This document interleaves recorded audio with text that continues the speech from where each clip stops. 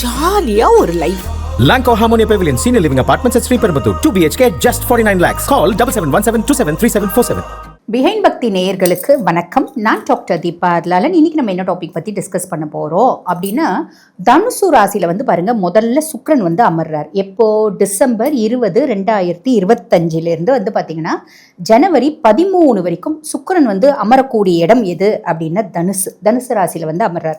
அவருக்கு பின்னாடியே பாருங்க புதன் வராரு. டிசம்பர் 29 ஜனவரி 13 வரைக்கும் புதன் பார்த்தீங்கன்னா தனுசுல அமர்றார்.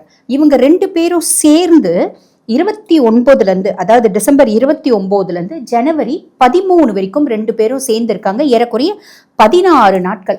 இந்த 16 நாட்கள் பார்த்தீங்கன்னா தனுசு ராசியில இவங்க 2 பேரும் சேர்ந்து அமர்றது. இதை என்ன சொல்லுவாங்க அப்படின்னா, லக்ஷ்மி நாராயண யோகம் அப்படின்னு சொல்லுவாங்க.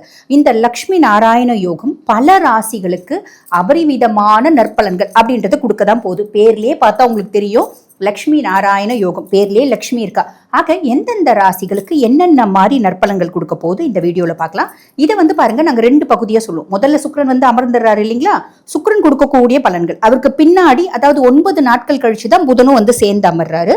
ஆக 2 பேரும் கன்ஜங்ஷன் ஆகி கொடுக்கக்கூடிய பலன்கள் அப்படின்னு 2 விதமா சொல்லுவோம்.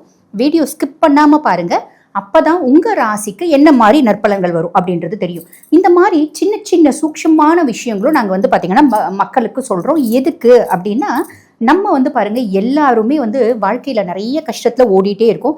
ஏதாவது கொஞ்சம் காலம் நம்மளுக்கு லக் அடிக்காதா, இந்த காலம் நம்மளுக்கு செஞ்சா நல்லது நடக்கும் அப்படின்னா அந்த காலகட்டத்தில் நம்ம ப்ராப்பரா யூட்டிலைஸ் பண்ணிக்கலாமே அப்படின்னு நிறைய பேருக்கு பார்த்தீங்கன்னா நிறைய சந்தேகங்கள் இருக்கும், நிறைய ஆசைகள் இருக்கும்.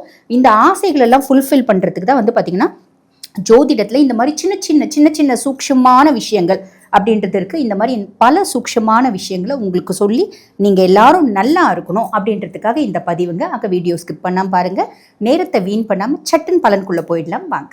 துளாராசி அன்பர்கள், உங்களுக்கு முற்பகுதியில் சுக்கிரன் மட்டும் தனுசுல உட்கார்றான். இது உங்களுக்கு என்ன பாவம் அப்படின்னா 3ஆம் பாவம். 3ஆம் பாவம் அப்படின்றது என்ன சொல்லுவாங்க, இளைய சகோதர தைரியஸ்தானம் அப்படின்னு சொல்லுவாங்க. இந்த பாவம் எதை சொல்லுது அப்படின்னா, நம்மளோட தைரியம், பேச்சு, எழுத்து, பயணம், நம்மளோட அக்கம் பக்கத்து வீட்டாரோட ஆள்களோட நமக்கு என்ன மாதிரி உறவு முறை, இந்த மாதிரி பல விஷயத்த சொல்லுது. ஓகேங்களா? அப்ப அந்த பாவத்துல முதல்ல சுக்கிரன் உட்கார்றான். சுக்கிரன் உட்கார்றான் அப்படின் போது துளாராசி என்பவர்கள் உங்களோட ராசி அதிபனே சுக்கிரன் தான். சுக்கிரன் உங்களுக்கு 1 மற்றும் 8க்கு அதிபன். ரிஷபத்துக்கும் அவன் தானே அதிபன், அஷ்டமாதிபதியும் அவன் தான், சுயஸ்தானாதிபதியும் அவன் தான். அப்ப சுக்கிரன் 3ஆம் பாவத்துல உட்கார்றான் அப்படின் போது என்னோட ராசி அதிபன் 3ஆம் பாவத்துல போறான். பொதுவா ஸ்தான பலம் இல்லையேமா அப்படின்னு கேட்கறது உண்டு. உண்மைதான், ஸ்தான பலம் அப்படின்றது இல்லை. 3, 6, 8 இதெல்லாம் பெருசா நம்ம 12 இதெல்லாம் ஸ்தான பலம் எதிர்பார்க்க முடியாது. நம்மளோட ராசி அதிபன் 3ஆம் பாவத்துல மறையிறானே அப்படின்னு வருத்தப்படணுன்ற அவசியமும் இல்லை. காரணம் என்ன அப்படின்னா, பிற்பகுதியில புதன் உட்கார்ந்துருவான். சரி, இந்த 3ஆம் பாவத்துல சுக்கிரன் உட்காரும் போது என்ன ஆகும் அப்படின்னா, பிளஸும் உண்டு மைனஸும் உண்டு. ஃபர்ஸ்ட் விஷயம், என்னோட நெய்பர்ஸோட நான் நல்லா பழகுவேன். நல்லா பழகுறேன். அந்த பழக்கம் அப்படின்றது கொஞ்சம் நல்ல இனிமையாக இருக்கும். ஃப்ரெண்ட்ஷிப் இந்த மாதிரி தொடரிட்டு ஒரு காலகட்டத்தில் என்ன ஆகும் அப்படின்னா, அவங்களுக்கு நம்ம மேலே இனம் புரியாத ஒரு கோபம், இனம் புரியாத ஒரு பொறாமை.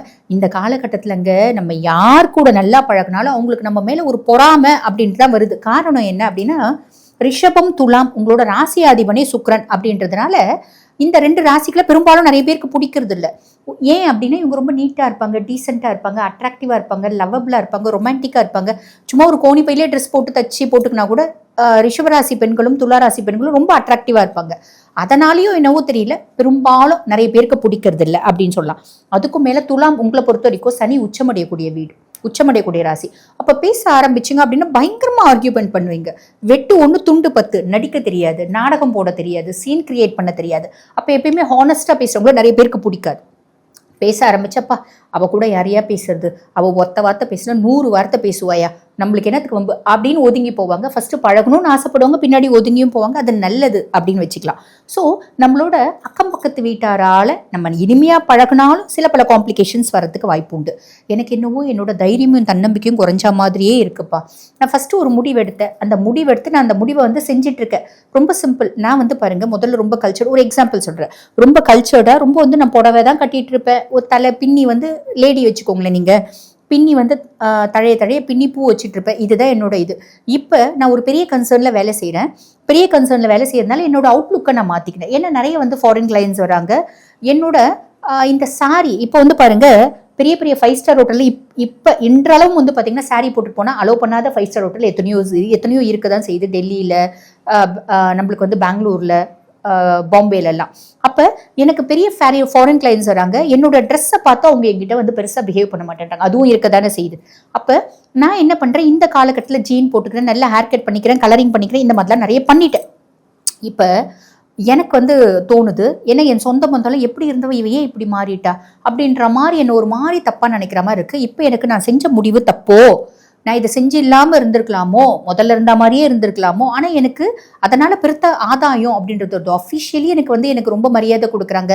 என்னோட இன்டெலிஜென்ஸ், என்னோட வந்து ஒரு ஆட்டிடியூட் வந்து பொதுவாக வந்து பாருங்கள், நான் பெரிய புத்திசாலியா அதை பற்றிலாம் மேட்டர் இல்லை. நான் பெரிய வந்து லுக்கோடு இருக்கிறேன்னா அப்போ நான் புத்திசாலி அப்படின்ற மாதிரி நினப்பு.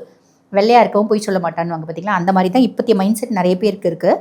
அப்போ நீங்கள் உங்களுக்கு அந்த மாதிரி ஒரு குழப்பம் வரும். இது நான் ஒரு சின்ன எக்ஸாம்பிள் உங்களுக்கு சொல்லியிருக்கேன். இந்த மாதிரி எத்தனையோ விஷயம் நீங்கள் முடிவெடுத்தது தப்போ அப்படின்ற மாதிரி இந்த காலகட்டத்தில் குழம்புவீங்க. பெருசாக குழம்பாதீங்க. நீங்கள் எது முடிவெடுத்தீங்களோ அது கரெக்ட்.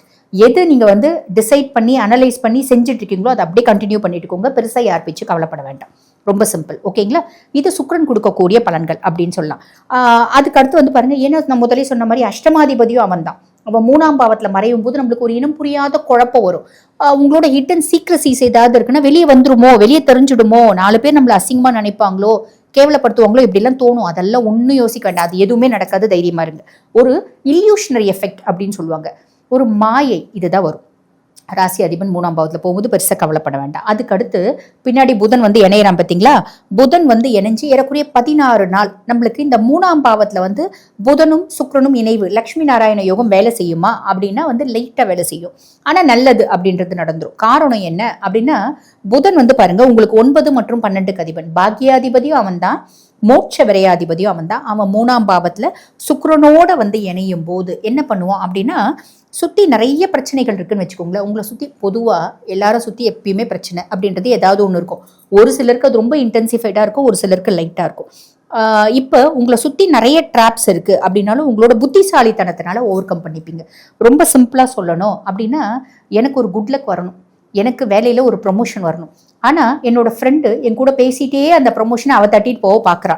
இப்போ எனக்கு வருமா வராதா? ரொம்ப சிம்பிளுங்க. இந்த 16 நாள் புதன் அது உங்களுக்கு வரத்துக்கான வேலை செய்வான். எப்படி?